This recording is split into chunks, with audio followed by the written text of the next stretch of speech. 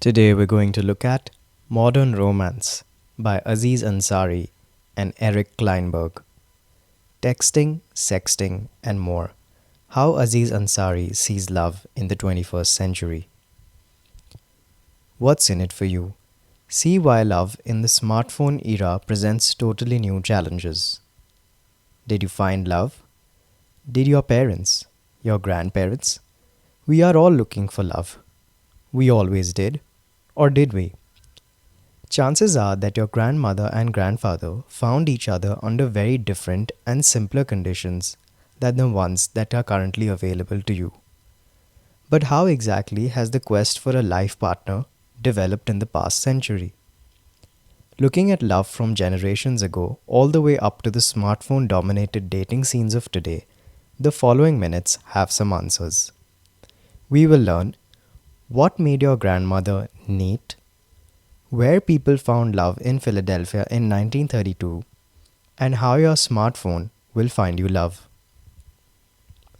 Idea number 1. A few generations ago, people married younger, usually to someone who lived near them. Romance was quite different a few generations ago for a number of reasons.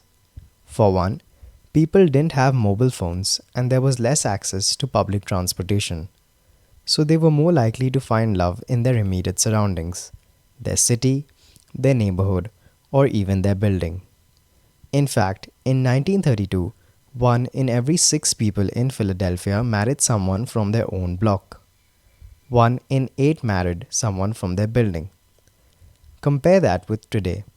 How many married couples do you know who met because they lived close to each other? Probably not many. Planes, trains, and smartphones have allowed us to form and maintain serious relationships with people in other cities, states, countries, or even continents. In the recent past, people also got married at a much younger age, and their parents often had a big say in it. Adulthood was thought to start earlier back then, so people were expected to get married earlier too. In the United States, for example, up until the 1970s, the average age of marriage for a man was 23. The average age for a woman was 20. Women rarely had access to education, as they often left their families to go straight into a new family life with their husbands at an age when their interests and personalities weren't even fully formed. And their parents often had a big influence on their choice of a husband. They sought a man with a respectable job and a good reputation. So our grandparents and great-grandparents cast a smaller net and married younger, but interpersonal aspects of relationships were different too. Stay tuned to find out more. Idea number 2. Marriage used to be about raising a family. Today, it's about finding true love. Why do people get married? Not always for the same reason. When people were pushed into marriage earlier, they wed for simpler reasons. It was partly just societal pressure. Getting married was just what you were supposed to do when you reached a certain age. When the author asked older people why they got married, many of them gave simple answers like, "She was a nice girl," or "He had a secure job." That was enough back then. Women mostly wanted a man who could support a family, and men wanted a woman who could raise children. So they teamed up to take care of a family with clearly defined gender roles. People look for something deeper than that nowadays. We've also let go of traditional rules about gender. Today, we imagine marrying our other half or soulmate, not just someone who can cook or has a steady job. When you ask modern newly married couples why they chose their marriage partner, they usually give big answers like, "He made me a better person," or "She's the best friend I've ever had." So people choose to get married when they found someone they feel completes them, not out of societal pressure to start a family. Gender roles are far more fluid today as well. Women are much freer to work or study if they choose, so they don't have to rely on finding a husband to support them financially. They can delay marriage till they found someone they truly love. Men, on the other hand, can stay home and be supported by their wives if they so choose. Idea number 3. We now put more romantic pressure on our partners than people did in the past. Marrying for love might sound like a wonderful idea, but it puts a lot of pressure on a person. We now expect our partner to fulfill all of our needs, whereas those needs might have been spread across a whole village in the past. We look to our partners for security, fun, and good sex. We expect them to be familiar and reliable, but also entertaining and surprising enough to keep things interesting. Just imagine your perfect partner. You probably want an intelligent, funny, and entertaining person who can be your best friend and your best sex partner.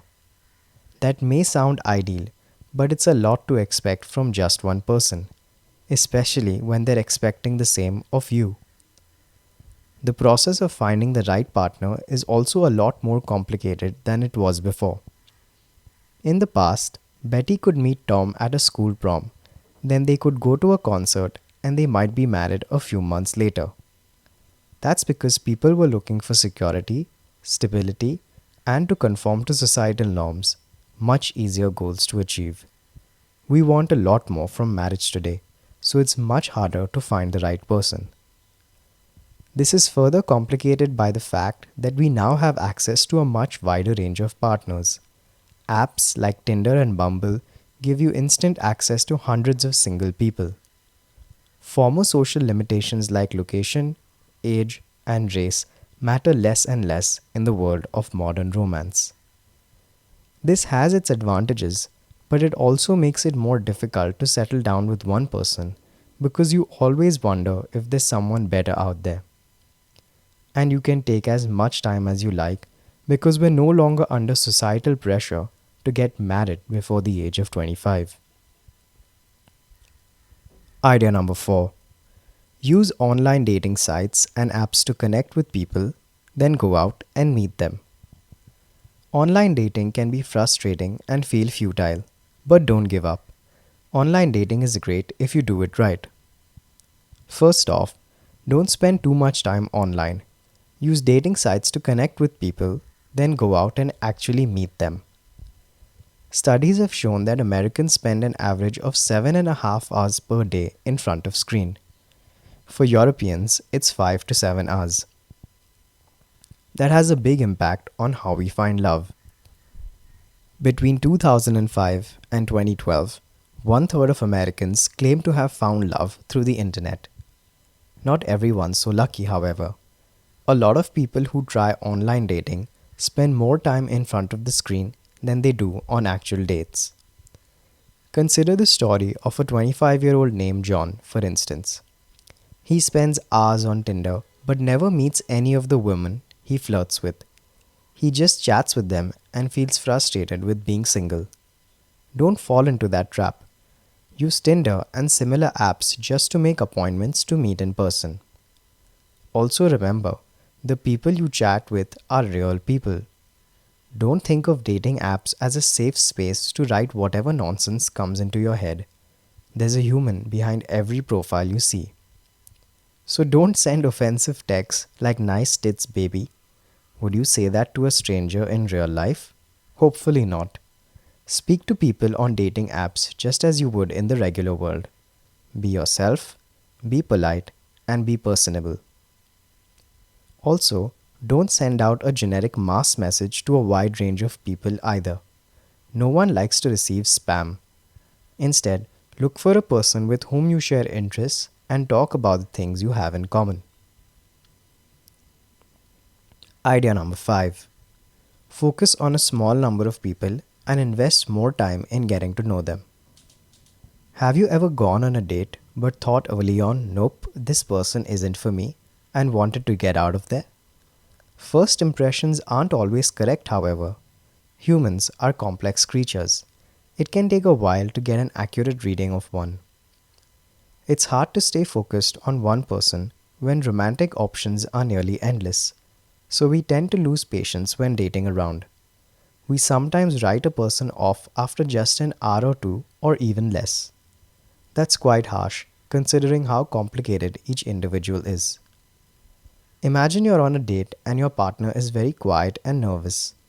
You might be tempted to dismiss them as boring or shy and move on to the next person.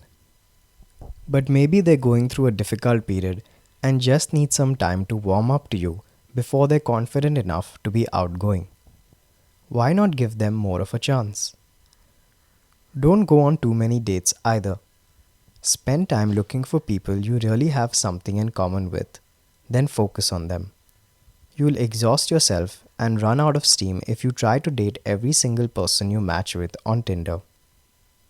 There's no rule that online dating has to involve going on a lot of dates.